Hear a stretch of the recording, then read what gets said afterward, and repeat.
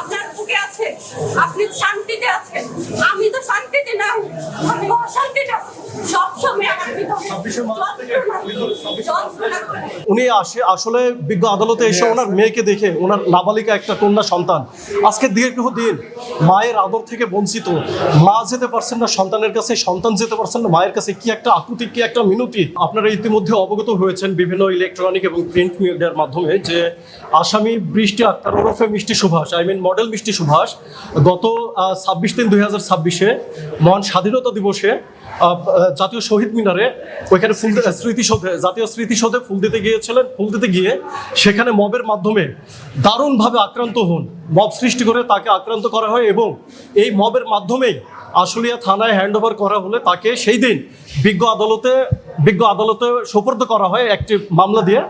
সেই মামলায় মিষ্টি সুভাষ বিজ্ঞ আদালত থেকে জামিন পেলেন। পাওয়ার পরে যেমন জামিন পেয়েছেন ঠিক তার পরবর্তী মুহূর্তে আমরা জামিননামা দাখিল করলে এইভাবে আজকে আরেকটি মামলায়, সমস্ত মামলা মিলে আজকে চতুর্থ মামলায় এই মিষ্টি সুভাষকে আজকে সোন অ্যারেস্ট দেখানোর আবেদন করেছিলেন বিজ্ঞ আদালতে। আমরা সোন অ্যারেস্ট না দেখানোর জন্য আবেদন করেছিলাম আমরা আমাদের পক্ষ থেকে। বিজ্ঞ আদালত দুই পক্ষের শুনানি শুনলেন। শোনার পরে এই মামলায় আজকে সোন অ্যারেস্টের আদেশ দিলেন এবং আজকের এই মামলা সহ মিষ্টি সুভাষের নামে সর্বমোট 4টি মামলা অন্তর্ভুক্ত হলো। আমরা মিষ্টি সুভাষের মামলায় বলেছি তার যদি কোনো রকমের পলিটিক্যাল কোনো কালার যদি থেকে থাকে, যদি পলিটিক্যাল ব্যক্তি হয়ে থাকেন, তাহলে বিজ্ঞ আদালত এটা তদন্ত করুক, তদন্তর আদেশ দিন। কিন্তু বিজ্ঞ আদালত আমাদের সেই কথাটা শুনে ওনাকে সোন অ্যারেস্ট দেখালেন এবং আজকের যে মামলা, সেই মামলা আপনাদের জেনে রাখা ভালো। 5/8/2024 রুহুল আমিন নামের এক ব্যক্তি, উনি ঘটনার বাদী হয়েছিলেন, ঘটনা দেখিয়েছেন 5/8/2024 এবং মামলাটা দায়ের করেছেন সেই বছরেরই অক্টোবর মাসে বিজ্ঞ আদালতে একটা পিটিশন মামলা দায়ের করেন, যেখানে 53 জনের নাম স্পেসিফিকভাবে একদম সুনির্দিষ্ট অভিযোগ নিয়ে এসে 53 জনের নাম উল্লেখপূর্বক মামলা করলেন। সেখানে আমার নাম নেই, আমার ঘটনার সাথে সম্পৃক্ততার কোনো কিছুই দেখাতে পারলেন না এই মামলা তদন্তকারী আয়োগ। আমরা আশা করব মিষ্টি সুভাষ এর পরবর্তী সময়ে অবশ্যই বিজ্ঞ আদালত থেকে ন্যায় বিচার পাবেন। আমরা অবশ্যই আশাবাদ ব্যক্ত করি। উনি একজন বীর মুক্তিযোদ্ধার সন্তান এবং এই বীর মুক্তিযোদ্ধার সন্তান হিসেবে উনি যেটা করেছিলেন, জাতীয় স্মৃতিসৌধে উনি শ্রদ্ধা জানাতে যেতেই পারেন।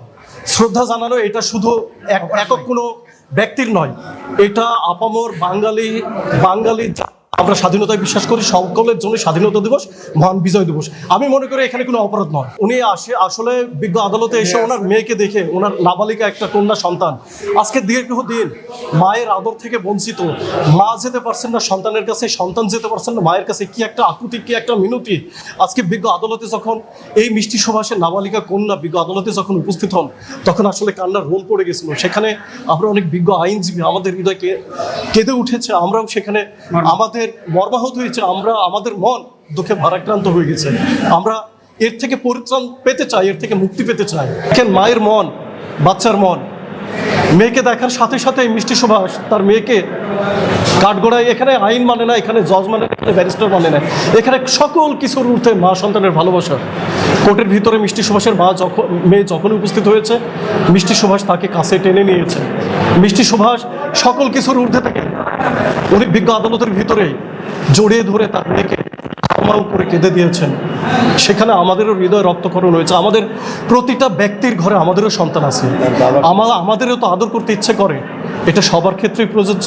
আমি আশা করব আপনাদের মাধ্যমে আপনারা এই বিষয়টা আপনারা নজরে নিয়ে আসবেন। মিষ্টি সুভাষ একটি কথা বলেছেন যে আমি বীর মুক্তিযোদ্ধার সন্তান হিসেবে, আমি আওয়ামী লীগ করা হিসেবে নয়, আমি স্বাধীনতা যুদ্ধে বিশ্বাসী, আমি মুক্তিযুদ্ধে বিশ্বাসী, আমি এই দেশের একজন সচেতন নাগরিক হিসেবে, আমি বীর মুক্তিযোদ্ধার সন্তান হিসেবে আমার দায়বদ্ধতা থেকে আমি সেদিন স্বাধীনতা দিবসে স্মৃতিসৌধে গিয়েছি, আমি ফুল দিয়েছি। এটাই যদি আমার অপরাধ হয়ে থাকে, তাহলে আমার আর এই দেশে বিচার চাইবো কার কাছে কি বলবো, নাই বিচার চাইবো কার কাছে।